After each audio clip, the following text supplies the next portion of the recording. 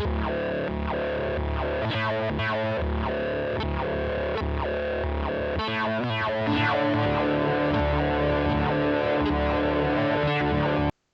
Raised on Fiction 2023. What I'm going to do today is we're just going to go over some of the last minute things that came in at the end of the year. I got a few Steelbooks, 4Ks, um, some newer releases. Nothing earth shattering. You probably have this yourselves. Maybe you haven't. Whatever. We're going to go through them. A couple Steelbooks. Then I'm going to go over the Vinegar Syndrome stuff. Pretty much most of it that I've gotten in the last two hauls from them, I've now watched. So what I haven't talked about, I'll just give it a quick review, and I'll kind of look through the packaging a little bit more. Happy New Year's. Nice to see y'all. We're going to kick it off with Reservoir Dogs, Steelbook. So I was on the fence about whether or not I was going to pick this guy up, but my man Matt, 4K Kings, made a great point that this would just be like a great piece to discuss in the future. He's right. Plus, there was a lot of great buzz that the transfer was incredible. You guys have seen this by now, like the thing with the ear. Like, I actually don't really like it. I don't like the look of it, but I just think it's funny and weird. And the transfer is amazing. A lot of positive feedback before the release, and my God, it holds up. Like, something about the way this was shot, but I think there's a combination of that and the restoration. Whatever they use to capture the film elements here, just like, wow, it's really good, guys. You don't have to spring for the Steelbook. Get the standard release if you need to. This one and the one I'm going to talk about next, for whatever reason, didn't release in Canada, so I had to import them, hence the ratings here. I way overpaid for this stuff, but I actually, after him and Hana over it for a while, I settled on, oh yeah, I want to have these. So got Reservoir Dogs. Ear comes off. Cool, big deal. I don't know. I don't love it. It's obviously a moment in the film, but whatever. Discard inside. That's kind of cool. So European release for here. Unfortunately, the ratings are all over and they do not come off. The next one is Pulp Fiction. Again, this is the European version. This one, the rating was there, but it was a little sticker, so it did come off. They're still there on the back of the J card, but no big deal there. So this one transfer also looks really, really good. Really, really good. Same ballpark as Reservoir Dogs. It's just a different type of movie, different type of lenses. Great restoration, though. I had watched the Blu-ray a few months back, so when I popped this in, instantly the difference was evident immediately. I wasn't a big fan of the Steelbook at first, but to be completely fair, after some sitting with it for a while, this is basically my favorite part of the movie. I think they executed it well. I love all the font choices. I love that it has the cast there. And it's got a really good spine, so that looks good on the shelf. Reservoir Dogs, unfortunately, does not have a very good spine. I actually had it next to the Pulp Fiction Steelbook, and yeah, you can barely read the title on that, so whatever. It's okay. Not a big deal. Both very good releases. I was hoping for a box set, obviously, and I'm sure there will be one down the line at some point. But at this point, I'm going to pick those up. I'm going to pick up Jackie Brown. I'm going to pick up Kill Bill. Hopefully we get something really special with that. So yeah, I'll be picking all of them up, especially if they're getting good transfers. I didn't pick up Inglourious Basterds, though. I heard that one was a little dicey, so whatever. Again, I'm sure there's going to be a box set. But these were expensive for me in Canada, but I'm pretty sure they were affordable everywhere else. So jump on it, get the standard release, whatever. Very good discs. Next Steelbook was Carrie. This is the Scream Factory. Whatever. Scream Factory 4K. There was a standard release too. That one also looks really cool, but the Steelbook is literally fire. Looks incredible. 3-discer. Going forward, I think I'm going on the Steelbook trajectory with Scream Factory. They're just much nicer than their old ones. You don't have to deal with that crazy off-gassing stuff. Generally, the art's been really good on them too. The They Live one that's coming out soon looks really, really good, so I'm definitely getting that. I watched the movie. Transfer looks really good. I haven't watched this since probably when the DVD was released.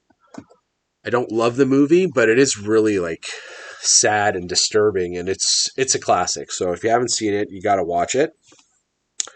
But it is heavy. Good ending though. Steelbook for sure for me, but the standard release looks really good too. So the next two I got were on sale.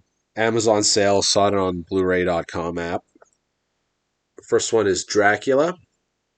Now, I almost pre-ordered this, but it was too expensive. I decided to wait. I'm sure it'll go down even maybe a bit cheaper, but I think I got this for about $32 or something. Dolby Vision upgrade coming from Sony. J-card. Really good art on this. I mean, it's just the old standard art, but represented very well on the Steelbook. Really, really good back. Kind of plain on the inside. So, not a huge fan of the movie. It's shot interestingly. They've got like a lot of different techniques, film techniques, special effects, a lot of opticals though. That's why it's not going to look like tack sharp, but it was nice. It looked cinematic. The colors were really good. The sets were really good. I think that's sort of what shined on this was just the detail in the sets. I remember one moment in particular where it's Winona Ryder's character. She's sitting in like some kind of arboretum or like a little sunroom with some plants and vegetation. And anyway, it just looks really good. Okay. Movie's kind of insufferable, to be honest. I can barely get through it. The acting is like atrocious in spots. You know who are the bad ones here. It's not Gary Oldman. He's really good. I don't know. I'm going to give this one another shot, like when it's time to watch this, like in full. But it looked really good. Definitely recommend that. My beef with this is if there's a Sony release that you're possibly contemplating purchasing, if it doesn't have Dolby Vision currently, pause. It's going to get some kind of sweet steelbook with an upgrade for sure. That's what they're doing. There's like several other releases recently I could point to where they've done that, and it's going to happen again. So just save your money, wait, get the sweet steelbook. Next one I got up was even more affordable. I think it was like $21.99 here in Canada, and it's the Addams Family Steelbook. Now, obviously would have been a fan of this movie when I was a kid. I haven't seen this in a long time. I skimmed through it just to get a sense of the transfer, the tone. Looks okay. CGI is really dated. So one of the characters in particular is going to look a little dicier than you remembered it on VHS in the 90s. But, I remember these being fun movies. I'm expecting the second one to get released at some point in the near future. So I'm going to watch this next October season. I look forward to that. Steelbook was cool. The deal was good. I'm not sure 100% if it's still on. Again, I'm in Canada. That was on Amazon. It got down to $21.99. So that's a good price for a nice 4K Steelbook. Enjoy the code there. So that's pretty much all my 4K Steelbooks that came in. What I got now is the Vinegar Syndrome stuff. So I'm going to try to not do this in a boring way. Okay, so I've got Beastmaster, Freeway, Texas Chainsaw Massacre 2, and Roadhouse to discuss. So, of these four movies, absolutely, without question, Roadhouse is something you probably need to get, unless you really don't like the movie. But I really recommend you get it, and I recommend you get the VSU version, which you can pretty much only get off the Vinegar Syndrome site. There was confusion earlier. People were thinking it was sold out. It's not. Their site is weird. If you're new to Vinegar Syndrome, there's a process to learning sort of how it works, and I'm only just new at it too. But I'm a year in, so I've kind of seen the cycle. So understand, like during the especially after that big sale and going into the holidays, they turn all their releases off and they only have partner labels. So if you were going to their site trying to find this, it just wasn't up. They weren't selling it, but it's still in stock and it's available to order now. But I would probably wait because the way it works is all their new releases aren't going to be on sale. They have a big sale for Black Friday, but they also usually do a halfway to Black Friday sale, which is, and then there's sometimes they did a thing in April. They had an April Fool's Day sale. So, it's like 2, 3 times a year where there's major savings to be had. Now, these VSUs don't necessarily go on sale. Sometimes they do if they get a bit older, or they go on sale just a little bit, maybe. But you can probably wait till at least one of those major sales comes around to spring on these ones. Okay. But definitely look at the numbers. As soon as you're under 1,000 and the numbers, that's when Vinegar Syndrome customers start like buying the stuff. So if you're on the fence and you want it, just pull the trigger. It's available now, but I think you're safe to wait till the next sale to get this one. So awesome box set, magnet clasp. I showed this off a little bit last time, but I didn't really open it up. So we've got the slip cover. Very clean. Loving this. Bummer. This one actually, I remember now. I'm just remembering this now. I actually kind of got a damaged case a little bit. There's like fragments were in here. It's not brutal though. It's not even bad enough where I'm gonna replace it. I'll keep it for now. But there was one of these little notches broken off, and there's like a little piece of the plastic from the molding broken off. But not a big deal. No scratches. Nothing weird. Discs worked. Transfer looks incredible.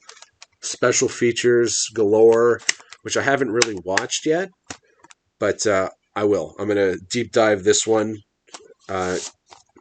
I'm stupid, and I watched this movie before the release came out just because I was anticipating the release so much. So I don't want to overdose on Roadhouse. So we will thoroughly watch this soon when the time is right, but I did blast through it, and it looks very good. And enough. It's enough. Roadhouse is incredible. Make sure you don't miss out before it's too late. But I think you don't need to buy it immediately. You got some time, but not too much time. Now, that one is a hard recommend. Everyone, you got to get it, unless you don't like the movie, right? These three: Beastmaster, Freeway, Texas Chainsaw Massacre 2. Straight away, Beastmaster. If you can't deal with a little bit of animal cruelty, stay far away. But it's not brutal, but there are some atrocities that occurred during the making of this movie. This is a Conan movie. Basically, it's almost exactly the same. There's elements of the set design and the story that are exactly like the Schwarzenegger Conan movie, which was released, I think, the exact same year. So that's weird. The thing that's different, though, is not only does this dude communicate with animals and have animal partners, which is fine, but the tone shifts from something as graphic and severe as you'd see in that Arnold Schwarzenegger Conan movie to something very like goofy and kid friendly. It hops between the two. And then there's just crazy things happening, like kids being sacrificed in a pit and burned. Elements that strike me like directly from Conan are like the same exact pyramid sacrifice worship area the bad guy hangs out at. They're literally, it's the same thing. They're just chucking kids and people into a fire. I don't know. It's kind of fascinating to watch from that aspect. But, again, if you can't deal with the little animals probably not being treated as well as they should have been, maybe steer clear of this one. Also of note, this opens up, it's a 4K. It opens up with basically a note saying the transfer is going to be trash. They're basically telling you there's some sort of irreparable damage or the original elements are lost.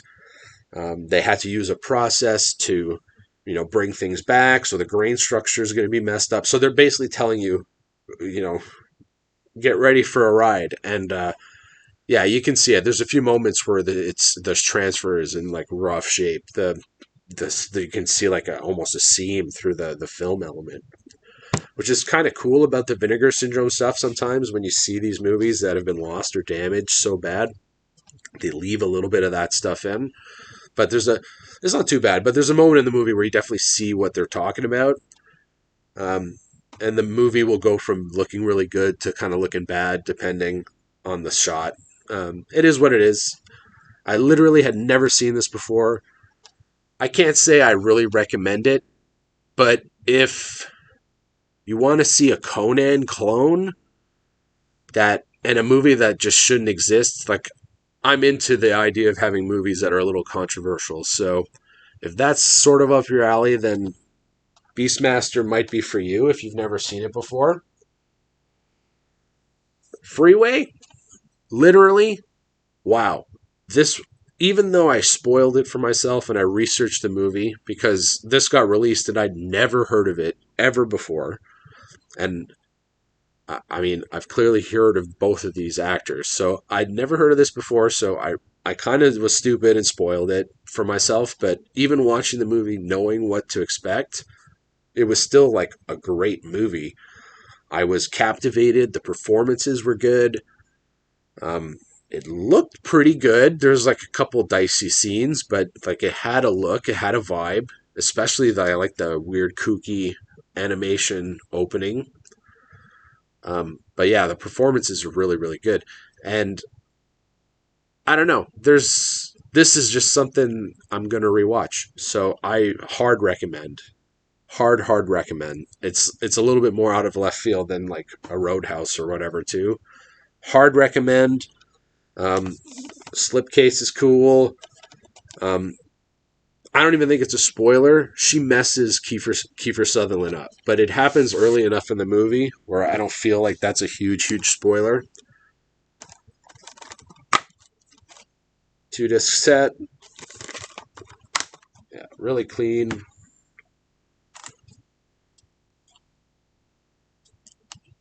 Sometimes, yeah. Sometimes they get caught, going back up. There we go. So yeah, sorry. Let's do that a little bit nicer. Freeway, hard recommend. Really good looking 4K. It's kind of crazy that stuff like this is getting released. It's even crazier that such a good movie exists that I'd never heard of, especially as someone who's just been deep into watching and collecting movies for a lot of my life. Next one up, Texas Chainsaw Massacre 2. So I definitely showed this one off. This was a little older, but I finally got around to really watching this one. I love this box. This might be like out of all the types of boxes Vinegar Syndrome has, other than the VSUs, which are obviously really cool with the magnet latch. Like there's no disputing that. These are my other favorite release they have. I don't really like their VSAs, and even though their normal releases are cool too. Um, you know what? I might as well bring out the other stuff just to show it. So we got your normal standard Vinegar Syndrome release here, right? Problem is these slips are really thick, so a little harder to handle. But if you know what you're doing, it's fine. It works. They're quite a bit nicer than a normal slip, but there's a handling process here, right? And you obviously don't want to be damaging anything. So that's your standard Vinegar Syndrome slip right there. Obviously, I'll show it again real quick, but your VSUs have the box with the regular slip edition inside. So those are cool. The other thing that Vinegar Syndrome does is the VSAs. Excuse me, going off camera real quick. So I got Tiger Claws here. Now the cool thing with these is they're numbered. Kind of like how you get two different covers with them, and then they load out from the bottom. Okay. So these are cool in theory, but they're a little bit cumbersome to deal with the bottom loader. This kind of reminds me of basically an Aero box, which is what it feels like. Okay. But they stylistically cut out this notch, kind of giving it this VHS look, which I like. It's cool. Sometimes less is more. And then they give you the slip edition inside of that, which, you know, we all love our... Which one will I use? Let's pull out True Romance. You know, here's an Arrow limited edition, right? Same deal. Although I guess in this case, this one's a little bit extra special because it is a Steelbook inside. But usually it's just an Amaray case in this, right? So at least with this, you get the cool slipcover and Amaray case. Yeah, I picked the worst example. I picked like the nicest Arrow thing there is. I have a few of those with the Steelbook. Yeah, awesome art inside. So I watched the movie. I'd seen this before, but it had been a long time. I'm not like a mega fan of the film, but I think I am now. I think I like it more than the original. Overall, it's almost the same movie. Some of the Leatherface stuff is a little goofier. Like, Leatherface is definitely scarier in the first film. But I really like the character of Stretch, which is like the female lead. She's the last girl. She's really good. There's great scenes with her. The weird tension between her and Leatherface is also interesting and weird. The scenes where he puts a face on her is just like, they just stick out. Yeah, so a lot of standout scenes. The ending is kind of like a weird one too that I remember. I remember when I saw that when I was younger for the first time. I was disappointed and I hated the ending because it just kind of ends. But there was sort of something of a brilliance to it.